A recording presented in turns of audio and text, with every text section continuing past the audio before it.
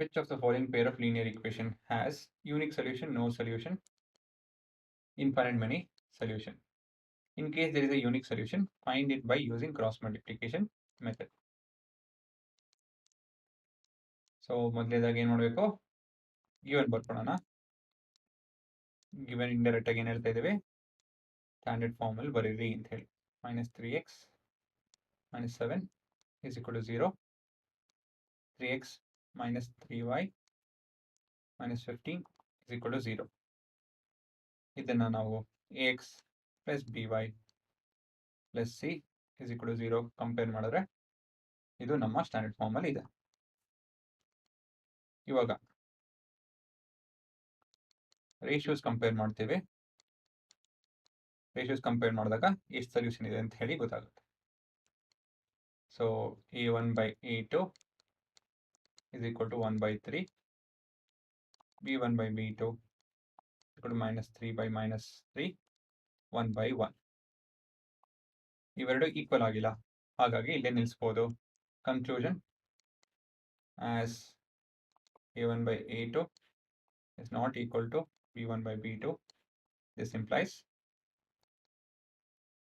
there is unique solution ಅಲ್ವಾ, unique solution.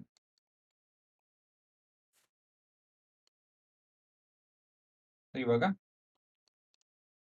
finding solution using cross multiplication method ಅಲ್ವಾ. ಮೊದಲನೇದಾಗಿ b cap ಕಂಡುಹಿಡಿಬೇಕು ನಾವು. ಸೊ x, y and 1, ಅದರ ಕೆಳಗಡೆ b c a b. So b ಕೆಳಗಡೆ 1 ಮತ್ತೆ 3, b ಕೆಳಗಡೆ -3 -3, c ಕೆಳಗಡೆ -7 -15, a ಕೆಳಗಡೆ 1 and 3, b ಕೆಳಗಡೆ -3 -3. ಸರಿನಾ? x/45 ಅಲ್ವಾ, -21. ಸರಿನಾ?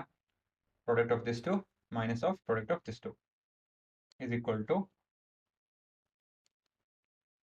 y by ಇವೆರಡು product -21 minus of ಇವೆರಡು product -15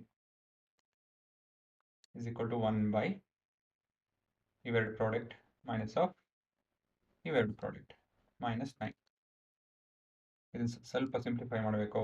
x/24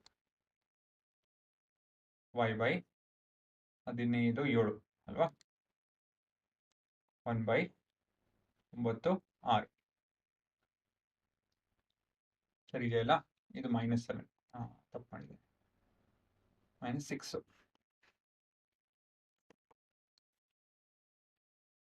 ಸರಿ ಇದೆ. ಇವಾಗ ಇದನ್ನು ನಾವು ಫಸ್ಟ್ ಟರ್ಮ್, ಸೆಕೆಂಡ್ ಟರ್ಮ್ ಮತ್ತೆ ಥರ್ಡ್ ಟರ್ಮ್ ಅಂತ ಕರೆಯೋಣ. ಸೊ ಇವಾಗ ಏನು ಮಾಡಬೇಕು, from first and third term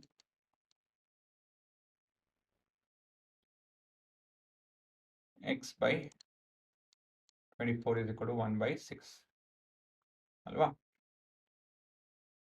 x is equal to 24/6, 4, x value 1.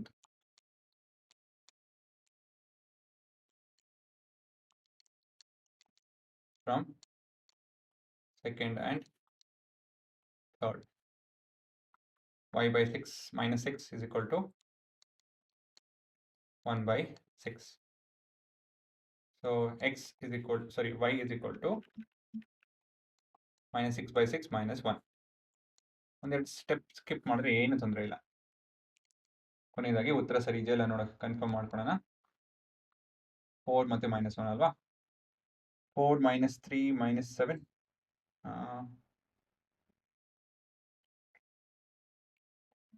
ಏನೋ ತಪ್ಪಾಗಿದೆಯಲ್ಲ ಹುಡುಗರ, ಸರಿ ಇದೆಯಾ? 4 -1 ಅಲ್ವಾ, ಇಲ್ಲ ಸರಿ ಇದೆ, ಸರಿ ಮೈನಸ್. ಇದು ತಪ್ಪು ಬರ್ಕೊಂಡಿದೆ.